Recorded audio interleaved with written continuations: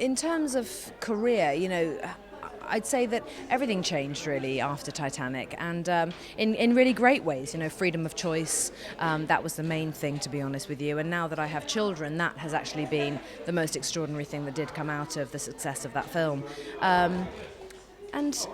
It definitely, I think, taught me how to remain instinctive and true to myself when it came to choices. Because it would have been one thing to get swept up in the wave of that film and to have done everything under the sun. But I didn't do that. I tried very hard to be true to myself and to actually do the things that I thought would be challenging for me so that I could continue to learn and to grow as an actor, because I wasn't ready to really be thrust into the spotlight in that way, I think, because I was only 21.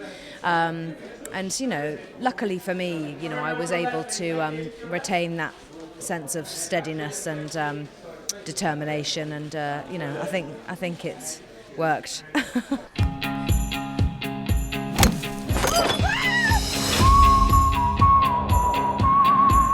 Myrtle Dunnage, you grew up. You got old. Myrtle Dunnage is back. Haven't seen her since she was a kid. Wonder how she turned out. And you've spoken very passionately about body image in Hollywood and really affects children your daughter's age. Is that something that you look at when you're looking at film roles as well? Do you kind of go for parts that represent women in a certain way or a strong way?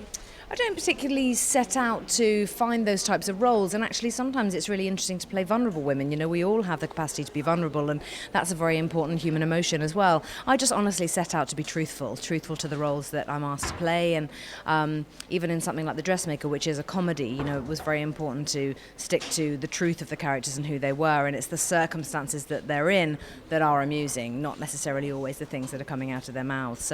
So yeah. I reckon you came home for one of two things. Revenge or me? Gertrude Pratt. The dance is Saturday night. A dress can't change anything. Watch and learn, Gertrude. Watch and learn.